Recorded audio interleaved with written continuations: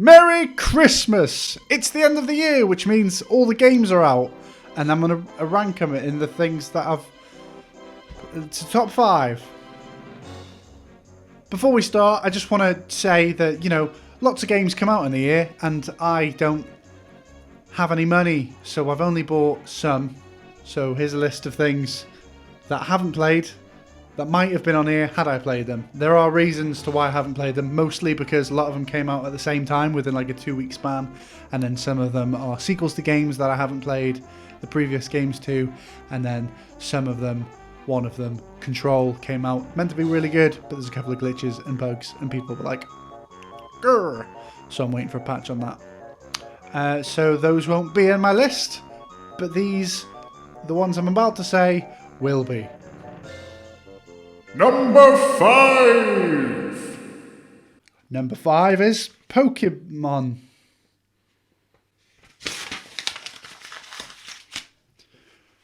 It's an old draft. So Pokemon was originally on my list, but then I was halfway through the game when I wrote that list, and then I finished Pokemon. And my thoughts on it have changed a bit, so... Welcome to the top 4 games of the year. Number 4! Katana Zero. So I've already made a video on this, so I mean, if you want to see that in full with my like in-depth thoughts on it, go watch that video. I'll link it down below, and there'll be a thing in one of these corners. It's amazing. It's an indie game. It's a 2D side scroller, I guess you'd call it, but it's kind of like Hotline Miami. And if you don't know, Hotline Miami works like this. And also Katana Zero works like this. I should probably explain how Katana Zero works, not Hotline Miami. They both work like this. You go into a building, there's a bunch of baddies, they want to kill you, and you have to kill them in one go without taking any damage. If you take one hit, you will die. What's cool about this is that when you die, you will go back in time because you have access to weird slow-mo powers that you can use in combat as well. So you can slow down time, see everything, and then pick up stuff and throw it. And you have a sword, Katana Zero, stab. The story's weird and crazy, and it makes you want to see what happens next, and it'll keep you playing to the end. I actually played it in one sitting all the way through. I really enjoyed it. Katana Zero was amazing. That was number 4. Number 3! The Outer Worlds. This was one of the games that was in my top 5 anticipated games of the year at the beginning of the year, and I was right. I was right to anticipate it being good because it was. It was made by Obsidian Games, which made Fallout New Vegas, which apparently is really good. I haven't played it. I'm not really a fan of Fallout because they're made by Bethesda, and Bethesda tend to be not good, but apparently this one was. Everyone loved it. It was on Game Pass, which is brilliant. Game Pass is good, isn't it? It was bloody free. It's awesome. I really like the way it reminds me of Firefly, basically. If you've not seen Firefly, it's an old series based in space, and it was kind of cowboy. It had cowboys in space, and it has that kind of feel to it. It's kind of Western, but in space. You've got cool guns. The dialogue is great, the voice acting's great. I haven't completed it yet, but I'm a decent way through, and I don't think this is going to go the way of Pokemon. I don't think I'm going to end this game and be like, wow, that was bloody rubbish. I'm really enjoying it, and I think you should play it too. If you haven't, have you? Do it. You should play it. Space. Just play it. Number 2! Link's Awakening.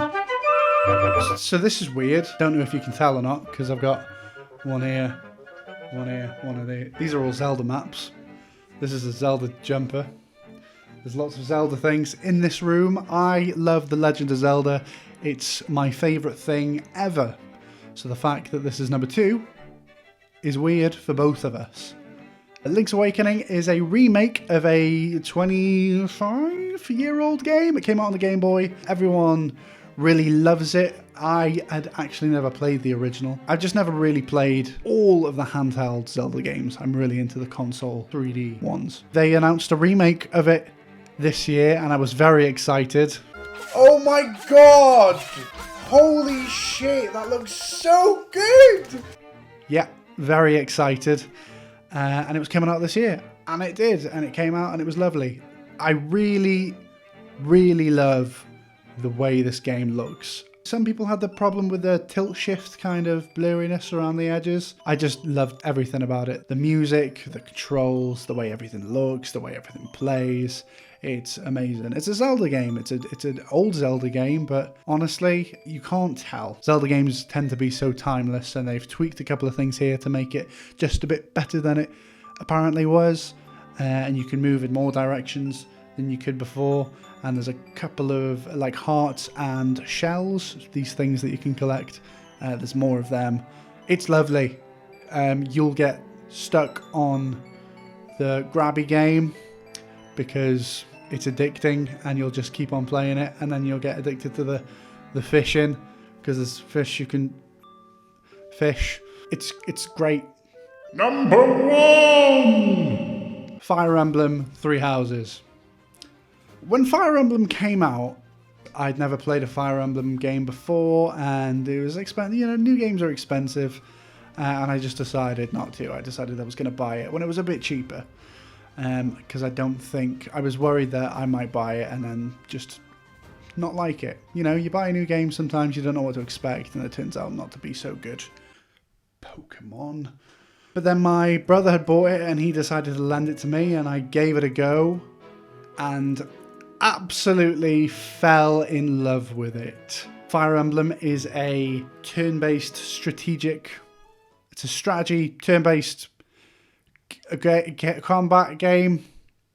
I shouldn't be doing this, really. You get access to an army. You get a choice of 3 houses. And then you get to know these people. You become a teacher of this school, and you're basically their combat teacher, and you teach them the ways. You get to customize your army, essentially. You get these people, the students, and you get to know them, which is new to the Fire Emblem series, because previously you'd play the battles, you'd get a bit of dialogue, and then more battles. Whereas this, you get to wander around and talk to everyone, and meet everyone, and give them gifts, and have tea with them, all this stuff, and it's incredible.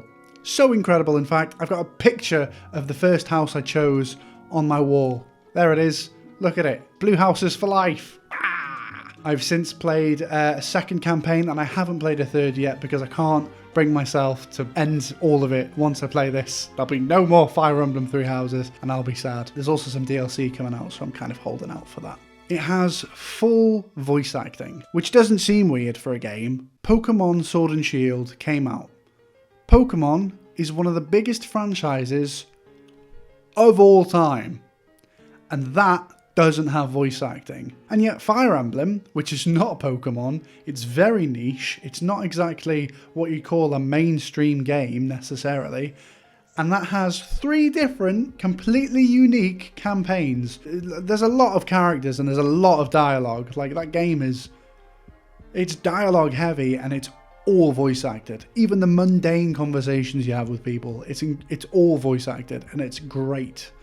The combat's incredible. The way everyone progresses is incredible. I had no idea that Fire Emblem was going to be my favourite game of the year, and just one of my favourite games ever. You should definitely play it if you have a Nintendo Switch. If you don't have a Nintendo Switch, get one. Get one and play Fire Emblem Three Houses and Link's Awakening. But not Pokemon. So there we are. That's my top 4 games of the year. And my game of the year, Fire Emblem Three Houses. Thanks for watching. Next month, I'm going to have my top 5 most anticipated and top 5 possibly most disappointing games, like I did last year. If you didn't see them, here they are. Oh, if you could subscribe as well, that'd be nice. If you could do that, that'd be good. Thank you very much. Santa salute.